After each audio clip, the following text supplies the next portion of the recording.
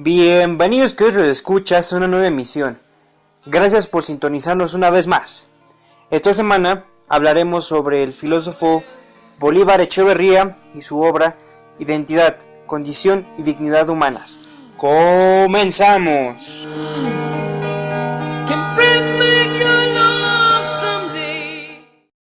Bien, comenzaremos diciendo que el propósito de la obra, más que reflexivo, es descriptivo. Es el de explorar justamente aquello que nos llama a identificar como barrocos ciertos fenómenos de la historia de la cultura. Resumiendo lo anterior, es proponer una teoría, un mirador al que se ha llamado etos histórico. Cada vez es menos imprecisa la captación que tenemos de las dimensiones reales de la crisis de nuestros tiempos. Y hay gente que ni siquiera le pasa por la cabeza que estamos en crisis. Y eso es muy malo.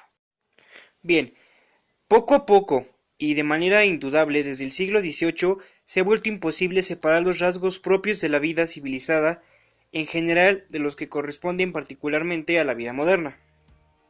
La presencia de estos últimos parece, si no agotar, sí constituir una parte sustancial de las condiciones de posibilidad de los primeros. La modernidad, que fue una modalidad de la civilización humana, por la que ésta optó en un determinado momento de su historia, ha dejado ver solo eso, una modificación en principio reversible de ella, y ha pasado a formar parte de su esencia. Sin modernidad, la civilización en cuanto tal se ha vuelto ya inconsciente. Y creo que de eso, queridos radioescuchas, nos damos cuenta día a día. Cuando hablamos de crisis civilizatoria, nos referimos justamente a la crisis del proyecto de modernidad que se impuso en este proceso de modernización de la civilización humana. El proyecto capitalista en su versión puritana y neoeuropea, que se fue afirmando y afinando lentamente al prevalecer sobre otros alternativos y que domina actualmente, convertido en un esquema operatorio capaz de adaptarse a cualquier sustancia cultural y dueño de una vigencia y una efectividad históricas, aparentemente incuestionables, y eso entre comillas. Bien, queridos radioescuchas, ahora vamos a un pequeño corte musical. Los dejaremos con la canción Tú si sabes quererme, de la cantautora Natalia Lafourcade. Ya volvemos. No se muevan de sus asientos. Miguelito.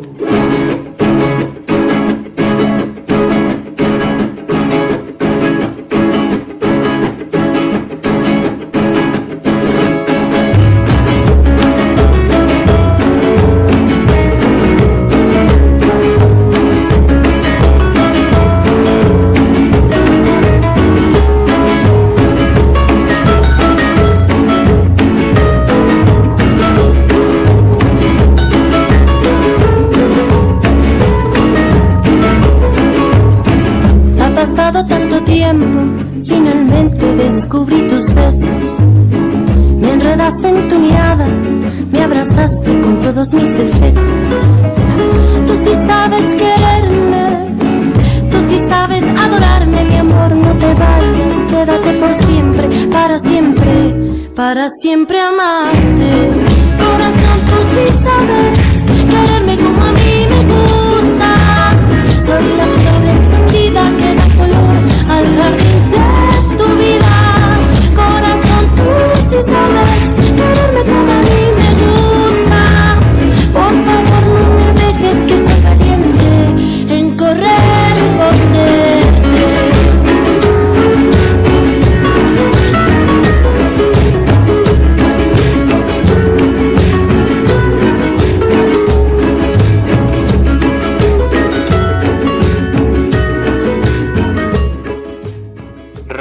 Regresamos. Bien, que escuchas. Retomando el hilo anterior, debemos decir que la civilización de la modernidad capitalista no puede desarrollarse sin volverse en contra del fundamento que la puso en pie y la sostiene, es decir, la del trabajo humano que busca la abundancia de bienes mediante el tratamiento técnico de la naturaleza. ¿Y por qué? En segundo lugar, empeñada en el audit al destino, exacerba justamente esa reversión que le hace perder su razón de ser. Época de genocidios y ecocidios inauditos que, en lugar de satisfacer las necesidades humanas, las eliminaban, y en lugar de potenciar la productividad natural, la aniquila. Un caso muy claro se podría decir que sería en el Holocausto, ya que se murieron millones de personas, la mayoría judíos. El siglo XX pudo pasar por alto la radicalidad de esa crisis debido a que ha sido también el siglo del llamado socialismo real, entre paréntesis, con su pretensión de haber iniciado el desarrollo de una civilización diferente de la establecida. Se necesitó del derrumbe de la Unión Soviética y los estados que dependían de ella para que se hiciera evidente que el sistema social impuesto en ellos no había representado ninguna alternativa revolucionaria al proyecto de civilización del capital, que el capitalismo de Estado no había pasado de ser una caricatura cruel del capitalismo liberal. Pero aquí, queridos radioescuchas, hay una pregunta fundamental. ¿Es en realidad posible? Y la respuesta sería: débiles son los indicios de que la modernidad que predomina actualmente no es un destino ineluctable, un programa que debemos cumplir hasta el final, hasta el nada improbable escenario apocalíptico de un retorno a la barbarie en medio de la destrucción del planeta. Pero no es posible pasarlos por alto. Es un hecho innegable que el dominio de la modernidad establecida no es absoluto ni uniforme, y lo es también que ella misma no es una realidad monolítica, sino que está compuesta de un sinnúmero de versiones diferentes de sí misma, versiones que fueron vencidas y dominadas por unas de ellas en el pasado, pero que reprimidas y subordinadas no dejan de estar activas en el presente. Ok, continuemos. La realidad capitalista es un hecho histórico inevitable, eso está muy claro, del que no es posible escapar y que por tanto debe ser integrado en la construcción espontánea del mundo de la vida, que debe ser convertido en una segunda naturaleza por el etos que asegura la armonía indispensable de la existencia cotidiana. 4 serían, así en principio, las diferentes posibilidades que se ofrecen de vivir en el mundo dentro del capitalismo. Cada una de ellas implicaría una actitud peculiar, sea de reconocimiento o de desconocimiento, sea de distanciamiento o de participación, ante el hecho contradictorio que caracteriza a la realidad capitalista. Una primera manera de convertir en inmediato y espontáneo el hecho capitalista es la del comportamiento que se desenvuelve dentro de una actitud de identificación afirmativa y militante con la pretensión de creatividad que tiene la acumulación del capital, con la pretensión de esta, no sólo de representar fielmente los intereses del proceso socio-natural de reproducción, intereses que en verdad reprimen y deforman, sino de estar al servicio de la potenciación cuantitativa y cualitativa del mismo. Valorización del valor y desarrollo de las fuerzas productivas serían, dentro de este comportamiento espontáneo, más que dos dinámicas coincidencias, una y la misma, unitaria e indivisible. A este etos elemental lo podemos llamar realista, por su carácter afirmativo, no sólo de la eficacia y la bondad insuperables del mundo establecido o realmente existente, sino, sobre todo, de la imposibilidad de un mundo alternativo. Un segundo modo de naturalizar la capitalista, igual de militante que el anterior, pero completamente contrapuesto a él, implica también la confusión de dos términos, pero no dentro de una afirmación del valor, sino justamente del valor del uso. En él, la valoración aparece plenamente reductible a la forma natural, resultado del espíritu de la valorización misma. No sería otra cosa que una variante de la realización de la forma natural, puesto que es espíritu. Sería, a su vez, una de las figuras o sujetos que hacen de la historia una aventura permanente, lo mismo en el plano del humano individual que en el del humano colectivo. Mutación probablemente perversa, claro está. Esta metamorfosis del mundo bueno o natural en infierno capitalista no dejaría de ser un momento del milagro, que es en sí la misma creación. Esta peculiar manera de vivir con el sí misma la creación, esta misma peculiar manera de vivir con el capitalismo que se afirma de la medida en que lo transfigura en su contrario es propia del etos romántico. Vivir la espontaneidad de la realidad capitalista como el resultado de una necesidad trascendente, es decir, como un hecho cuyos rasgos detestables se compensan en últimas instancias como la positividad de la existencia efectiva, la misma que está más allá del margen de acción y de valoración que corresponde al humano. Esta es la tercera manera de hacerlo, es la manera del etos clásico, distanciada, no comprometida en contra de un destino negativo percibido como inapelable, sino comprensiva y constructiva dentro del cumplimiento trágico de la marcha de las cosas. La cuarta manera de interiorizar el capitalismo en la espontaneidad de la vida cotidiana es la del etos que quisiéramos llamar barroco. Y como en este programa, esta va a ser nuestra parte más importante. Tan distanciada como la clásica ante la necesidad trascendente del hecho capitalista, no lo acepta, sin embargo, ni se suma a él, sino que lo mantiene siempre como inaceptable y ajeno. Se trata de una afirmación de la forma natural del mundo de la vida que parte paradójicamente de la experiencia de esa forma como ya vencida y enterrada por la acción devastadora del capital, que pretende restablecer las cualidades de la riqueza concretare inventándolas informal o furtivamente como cualidades de segundo grado. La idea que Bataille tenía del erotismo cuando decía que es la aprobación de la vida, el caos, aún dentro de la muerte, el cosmos, puede ser trasladada sin exceso de violencia o tal vez incluso con toda propiedad a la definición del etos barroco.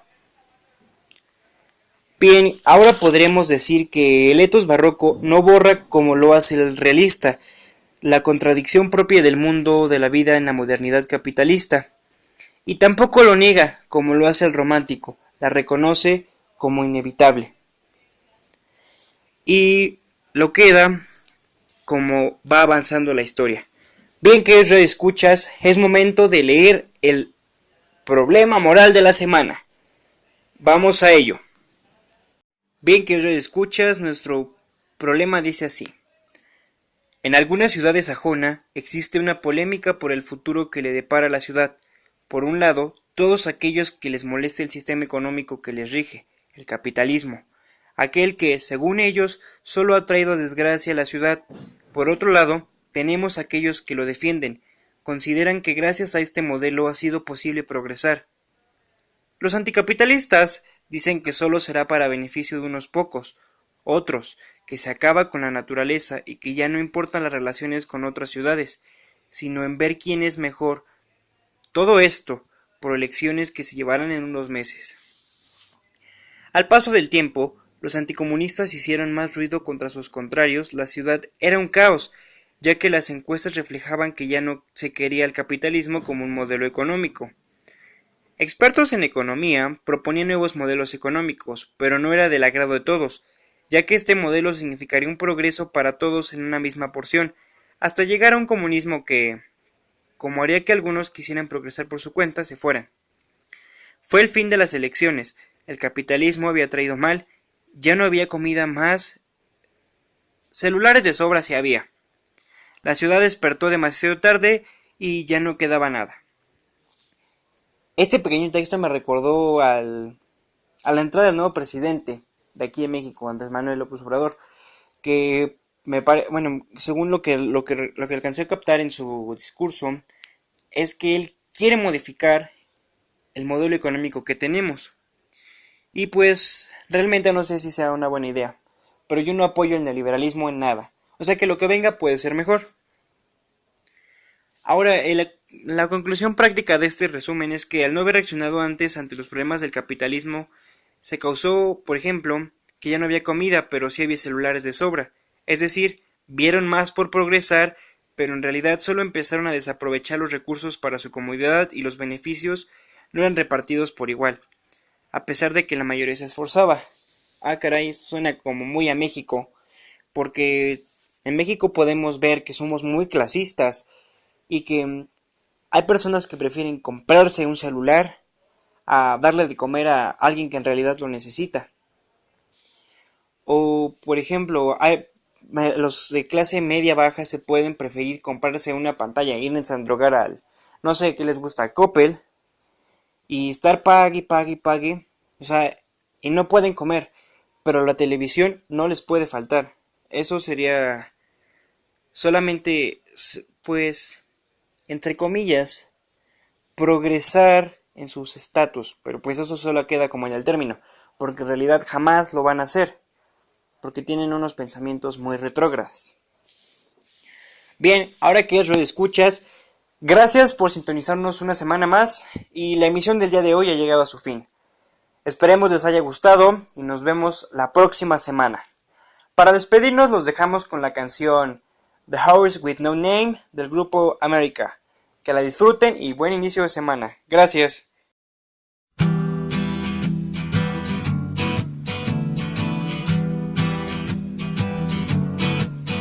On the first part of the journey, I was looking at all the life. There were plants and birds and rocks and things. There was sand and hills and rain. The first thing I met was a fly with a buzz and the sky with no clouds. The heat was hot and the ground was dry, but the air was full of sound. I've been through the desert on a horse with no name. It felt good to be out of the rain. In the desert, you can remember your name, 'cause there ain't no one for to give you no pain. La la la la la la la la la la la la la la la la.